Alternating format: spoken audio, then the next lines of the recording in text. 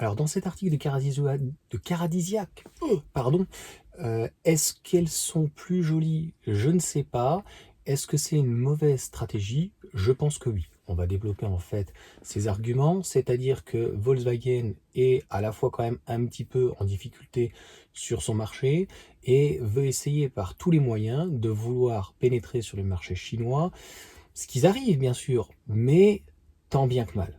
Et ils n'y arriveront pas plus, puisque j'ai pas eu le temps de faire cette vidéo, malheureusement, sur la Xiaomi SU7 et puis après le SUV qui va arriver. Quand tu as derrière des milliardaires qui sont certainement peut-être plus puissants que certains constructeurs européens, et je parle bien en plus, non pas, comment dire, de sociétés extrêmement riches comme Volkswagen, hein, qui avait des milliards de trésorerie, mais je parle d'un PDG, enfin, le patron, celui qui a créé la boîte. Voilà, là, c'est pas le cas. Il n'y a plus monsieur, entre guillemets, Volkswagen. Voilà, famille Puig, je sais plus comment elle s'appelle, enfin, avec Porsche, etc. Ils sont un peu loin du pouvoir, un peu comme Stellantis. Voilà, la famille entre guillemets Peugeot a été extrêmement reléguée au loin. Donc aujourd'hui, on a plutôt des parachutes dorés que le patron. Tu vois, c'est le patron, c'est voilà, Xpeng aussi avec Alibaba. Donc derrière. Donc concrètement, pour Audi, ce choix de finalement différencier les véhicules pourrait être un bon choix dans la mesure où on se dit, bah, nous, on va avoir des véhicules plutôt typés européens, alors qu'en fait, les Audi aujourd'hui n'ont jamais été aussi moches qu'aujourd'hui. Enfin, franchement, j'ai l'impression de revoir Audi un peu dans les années 70-80, où c'était un petit peu des copier-coller de Volkswagen. Enfin, c'était pas non plus fou, hein, les Audi 80, etc. Après, il y a eu l'Audi A4, l'Audi A5 était quand même très joli, l'Audi TT. Enfin, ils ont quand même révolutionné le genre avec certains véhicules. Mais là, voilà, Q7, éventuellement Q3, Q4, les RS6. Enfin, là, aujourd'hui, il y a quand même, je trouve, plus grand-chose. Donc, comme ils sont en difficulté, entre guillemets, sur les deux marchés, mais d'une manière différente et pour deux raisons, on va dire, différentes, ils se sont dit, encore une mauvaise idée à mon avis, on va scinder et avec SAIC, on va encore plus se rapprocher, donc on va encore faire encore plus se démolir, à mon sens, et on va proposer donc des véhicules spécifiques. Je tiens à rappeler que par exemple Toyota, qui fait complètement l'inverse, aujourd'hui ça fonctionne. Je dis bien aujourd'hui. Demain, si on reste sur les plans et même mondiaux, c'est pas que l'Union européenne, avec des véhicules tout électriques à au moins 50%, ça va être compliqué quand même pour Toyota, parce qu'en hybride, autant c'est les champions, je pense, du monde, autant en électrique, on peut dire que c'est les derniers. Voilà, aujourd'hui ils n'ont qu'un véhicule, BZ4 RX, autant ils vont vendre du RAV4 pratiquement tout autant qu'un modèle Y, et ça s'arrête là. Donc, faire des véhicules spécifiques, oui, je comprends l'idée, je comprends l'intérêt, mais un véhicule qui plaise ou qui plaise pas, il faut qu'il soit mondial. Comme le RAV4, Corolla, le modèle Y, mais comment dire, ça peut marcher. Je pense par exemple à Ford et les autres pick-up, les F-150, qui sont des véhicules souvent pas forcément le plus vendu au monde, mais presque très souvent en tout cas très très bien situés. Mais est-ce que Audi en Chine, c'est Ford aux États-Unis? C'est ça la question. Moi, je ne pense pas. Donc, ça a l'air joli pourtant. Donc, moi, je pense qu'à un moment donné, quand tu es designer, tu vas pas commencer en fait à avoir un coup de crayon en fonction de chaque, on va dire, continent, déjà de 1. Et puis, la démultiplication en fait de véhicules dans les marques premium, Volkswagen, Audi, mais BMW, Mercedes, de vouloir faire tout un panel. Je pense que déjà de 1, c'est compliqué. De 2, c'est encore plus compliqué qu'à l'époque quand il y avait diesel et essence, puisque là, on se retrouve avec du diesel, éventuellement de l'essence, de l'hybride rechargeable et éventuellement aussi de l'électrique. Et encore une fois, sans pédagogie faite sur les véhicules électriques, parce que finalement, comme c'est une nouvelle technologie, pourtant qui existe depuis au moins 20, 30, 50 ans, voire plus, en tout cas au moins depuis 10, 20 ans facilement, eh bien, on va rester, entre guillemets, un petit peu dans l'ancien monde. Donc la question, en fait, est de savoir, est-ce que la France, l'Europe, l'Occident est toujours number one? On est toujours, entre guillemets, l'hégémonie ou le centre de la Terre, quand tu vois par exemple une map monde, nous, elle est orientée sur l'Europe, mais tu peux l'orienter où tu veux, tu vois. Donc, est-ce que c'est ça la France, c'est ça l'Europe, c'est ça l'Occident, ou avec jusqu'au Japon presque, hein, en allant des fois jusqu'au Moyen-Orient, hein, parfois. Est-ce que c'est ça, et de tout pétrole, ou est-ce que c'est demain, finalement, cet avenir, ce qui aurait tendance à me donner raison sur ce point-là, c'est quand je vois les avancées sur, alors bien sûr, ils ont un tas de choses à développer en Chine, hein, c'est pas du tout parfait, mais on voit comment le pays s'en sort. En fait, les gens, j'ai l'impression que la Chine, ils connaissent que Mao, tu vois, le communisme. Mais le pays, enfin, la Chine, c'est un très très grand pays, comme la Russie. Il y a une histoire quand même. Enfin, désolé de le dire, mais il y a plus d'histoire. Je parle pas de Poutine, mais je parle de la Russie. Je parle pas de l'URSS, je parle de la Russie.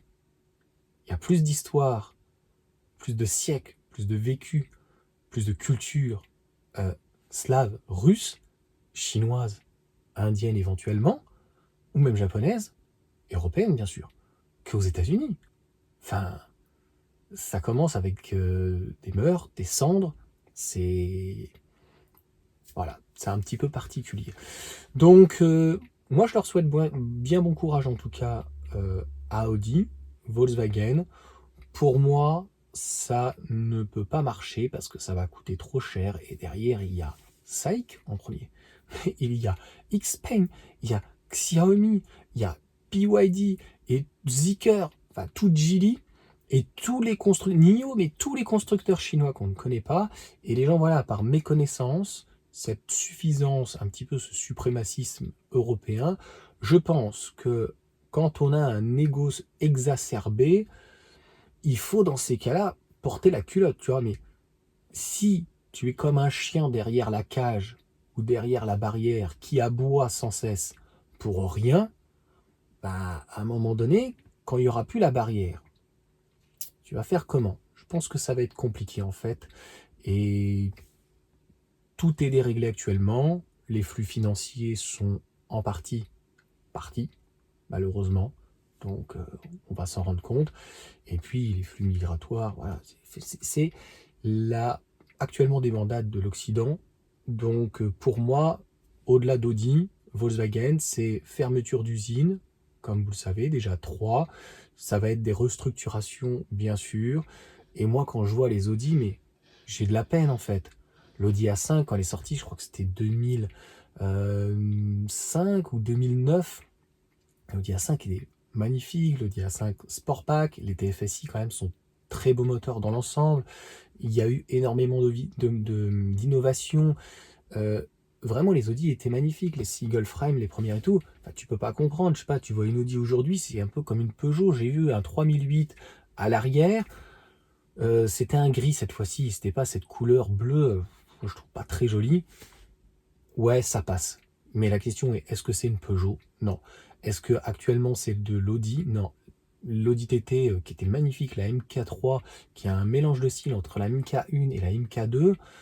Enfin voilà, les coupés, les cabriolets, je pense qu'ils se sont absolument trop dispersés et on est un petit peu aujourd'hui, c'est l'arrogance. C'est de la suffisance et de l'arrogance. Et je trouve pas ça dommage, c'est-à-dire que c'est bien beau d'être fier, c'est bien beau de prétendre, mais faut bien reconnaître qu'aujourd'hui, plus grand-chose se passe en Europe et c'est dommage. Voilà, donc en fait, on voit un peu le phare, l'Europe, pas l'Union européenne, mais l'Europe un peu s'éteindre sur nos yeux. Encore une fois, le but n'est pas de dénigrer telle marque ou telle marque, mais c'est pas ce qu'on nous dit en fait dans les livres d'histoire, quoi. Voilà, c'est pas l'époque. Même les Mercedes. Donc il y a eu un renouveau avec la SLK. Moi j'en ai eu une, la deuxième génération, la R171, je crois. Enfin bref, magnifique. Il y a eu la Classe A, il y a eu beaucoup de nouveautés. Enfin pas la première, mais la deuxième. Et puis même la classe B. Enfin Mercedes avec les ML, classe. Elles sont encore assez jolies en thermique. En électrique, tu te dis mais 70 000 € dans une classe C qui est moche comme tout. Franchement, ils n'ont pas su se réinventer. Et ils ont voulu essayer de plaire à, on va dire, un milieu, de la Chine notamment, qui ne connaissent pas. Alors que c'est l'inverse dans l'ensemble, j'ai l'impression. Les constructeurs chinois essayent, ils essayent en tout cas. Pour le moment, est-ce qu'ils ont réussi? Non. On le voit avec SAIC. Et si SAIC n'arrive pas à pénétrer le marché, c'est bien beau de pénétrer le marché nordique, mais pour le moment, la France restera la France, l'Angleterre ou l'Allemagne. Et si SAIC n'est pas en capacité de pénétrer en France, je ne vois pas comment ils pourront pénétrer en Allemagne, en Italie, en Espagne. Et donc, ça restera une petite marque. Pareil pour BYD et pareil pour SAIC, c'est plutôt, moi, ce genre de choses. Et si on peut dire d'essayer de rassurer le client, et ce que ne pourra pas faire notamment XPeng, si on veut vraiment développer jusqu'au bout par rapport aux constructeurs chinois, BYD l'a bien vu, arrive avec de l'hybride rechargeable, extrêmement dans l'ensemble désirable et des véhicules aboutis. Et pareil de l'autre côté, le groupe SAIC. Donc il faudra finalement voir les chiffres des hybrides rechargeables, même si je trouve que c'est le pire des deux mondes. Mais ça va donner en fait l'avenir, voir si il y aura une insufflation en tout cas de ces constructeurs chinois. Voilà pour cette vidéo, désolé un petit peu longue. Franchement en 5-6 minutes elle aurait pu être pliée, mais c'est pas aussi simple que ça. Tu ne peux pas arriver avec un véhicule sympa, compétitif, etc. Ça va plus loin que ça, je pense. Et Audi, pour moi en Chine, Volkswagen et tous les constructeurs européens, ils ont pour moi, c'est déjà perdu en fait. Enfin, c'est ça en fait. Audi, c'est déjà perdu. Donc, si vous ne voulez pas perdre en volume, en chiffres et surtout en bénéfices en Chine, revenez en Europe parce que concrètement, tout ce que vous allez perdre là-haut, vous ne pourrez plus le réinvestir ici et votre situation, on va dire, dominante, vous pourrez aller malheureusement pleurnicher à l'Union européenne que c'est de leur faute ou quoi que ce soit, ça va être très compliqué. Quand tu vois le prix d'une hybride rechargeable pour tous les constructeurs allemands, sont largués.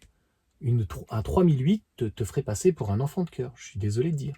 Tu vois un 3008 de 190 chevaux, un véhicule franchement qui est bien fini. On parle souvent de Stellantis négativement, mais il n'y a pas que du négatif. Il y a aussi du positif dans certaines choses. 190 chevaux, que en traction, de mémoire, on est à 43 000 € en hybride rechargeable, qu'on aime ou pas. Moi, c'est pas trop ma came. J'en ai jamais eu d'ailleurs. Eh bien, qu'est-ce que ça donne? Il vaut mieux, à mon sens, prendre une hybride, et je ferai d'ailleurs une vidéo peut-être après, où on en est sur l'éthanol. Alors, il y en a beaucoup qui bidouillent. Est-ce que c'est bien, pas bien? Moi, je pense que dans l'ensemble, c'est mauvais. Mais bon, ça, on y reviendra juste après, dans une prochaine vidéo. Allez, ciao à tous.